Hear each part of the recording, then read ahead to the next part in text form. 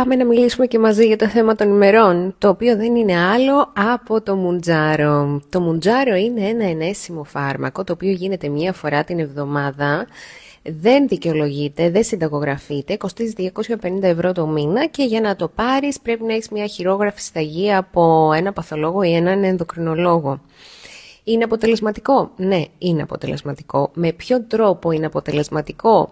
Με μια πολλαπλή δράση, αφενός μειώνει την όρεξη μέσω ορμονικής δράσης, καθυστερεί την κένωση του στομάχου και δρά στο κέντρο κορεσμού του εγκεφάλου με αποτέλεσμα το άτομο να νιώθει συνεχώς χορτάτο και να μην μπορεί να δεχτεί πολλή τροφή, άρα και πολλές θερμίδες. Έχει παρενέργειες, σαφώς. Είναι φάρμακο, δεν είναι βιταμίνη. Οι παρενέργειες είναι και βραχυχρόνιες. Μπορεί το άτομο να με το διάρρεια, πόνο στην κοιλιά, αναγούλα ίσως. Και έχει σίγουρα και κάποιες μακροχρόνιες πιθανές παρενέργειες. Μία από αυτή που είναι και αρκετά σοβαρή, πιο σπάνια αλλά σοβαρή, είναι η παγκρεατίτιδα. Έχουν γίνει και κάποιες μελέτες σε πειραματόζωα που δείχνουν ότι σχετίζεται και με τον καρκίνο του θηροειδούς αδένα. Επίσης, η μείωση των κιλών, η απότομη μείωση, συχνά προκαλεί λίθους πέτρη στη χολή, χολολιθίαση. Μία κατάσταση η οποία μπορεί να φέρει δυσάρεστα αποτελέσματα και σίγουρα η απότομη μείωση του βάρους μπορεί να οδηγήσει σε μείωση μυϊκού ιστού, κάτι το οποίο είναι πολύ σημαντικό, καθώς η μείωση του μυϊκού ιστού μπορεί να οδηγήσει σίγουρα και σε μεγάλη μείωση του μετα. Η μείωση λοιπόν δεν γίνει με σωστό τρόπο, με σωστή πρωτεΐνη, άσκηση κτλ. Σίγουρα για τους ανθρώπους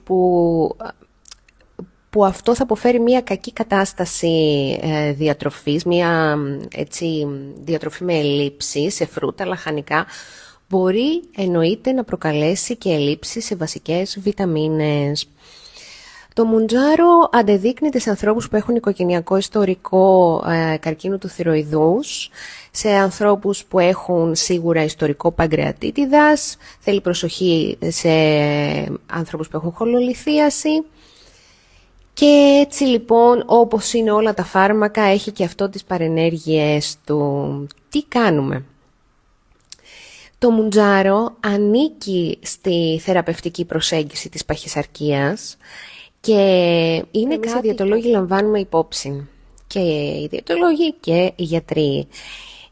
Τα όπλα που έχουμε στη φαρέτρα μας για την καταπολέμηση της παχυσαρκίας είναι αρκετά. Είναι οι επεμβάσεις, είναι οι ενέσιμες αγωγές τύπου Mounjaro, Ozempic, είναι άλλα φάρμακα, αντικαταθλιπτικά φάρμακα τα οποία μειώνουν την όρεξη, είναι η συμβολή της ψυχοθεραπείας, είναι ο διαιτολόγος, είναι λοιπόν πάρα πολλά τα όπλα που έχουμε στη φαρέτρα μας και οφείλουμε να τα λαμβάνουμε υπόψη μας και να κρίνουμε αναλόγως την περίπτωση που χρειάζεται και που δεν χρειάζεται. Ποιο είναι το όφελος σε σχέση λοιπόν με το κόστος. Αλλά, παιδιά μου, καταλαβαίνω ότι κάποιοι δεν θέλουν να δεσμευτούν σε μία παρακολούθηση με κάποιο διαιτολόγο και σε μια τέτοια συνεργασία. Αλλά αν το γαστρικό μπότοξ, οι επεμβάσεις, τα γαστρικά μανίκια, όλα αυτά, αν δεν συνδυαστούν με μια παράλληλη διαιτολογική υποστήριξη, έτσι ώστε ο ασθενής να λαμβάνει τις σωστές θερμίδες, τα σωστά θρεπτικά συστατικά, να διατηρηθεί η μύκη του μάζα, πιθανό να συμβάλλει και η άσκηση μέσα σε αυτό.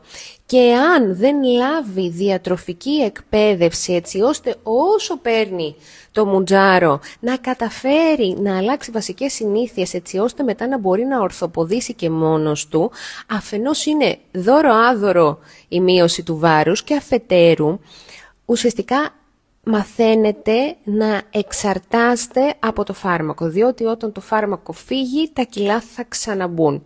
Μα κάποιοι μπορεί να πούν, και στο διαιτολόγο που έχω πάει, εγώ μετά από λίγο τα ξαναπήρα τα κιλά. Άλλο το μετά από λίγο, άλλο τα έριξα με τον ένα τρόπο και τα έριξα μόνος μου, διότι αν τα έχεις ρίξει με κάποιο διαιτολόγο, το πιθανότερο είναι να μην έχεις μειώσει σε μεγάλο ποσοστό τη μυϊκή σου μάζα, άρα να έχεις ένα πολύ πολύ καλύτερο μεταβολισμό μετά από όλη αυτή τη διαδικασία. Και όχι ένα μεταβολισμό που έχει φτάσει στα τάρταρα, γιατί τα κιλά τα έριξες για παράδειγμα λάθος. Και ούτε η λύση της πρωτεϊνικής δίαιτας που ξέρω ότι κάνουν κάποιοι μαζί με το μουντζάρο είναι σωστή, διότι αφενός μπορεί να ενταθούν οι υπογλυκαιμίες και το άτομο να νιώθει κόπος, να νιώθει ότι στρέφεται περισσότερο σε γλυκά, και αφετέρου οι πρωτεϊνικές δίαιτες δεν είναι αυτές που εξασφαλίζουν τη διατήρηση του μυϊκού ιστού κατά τη διάρκεια της μείωσης του βάρους.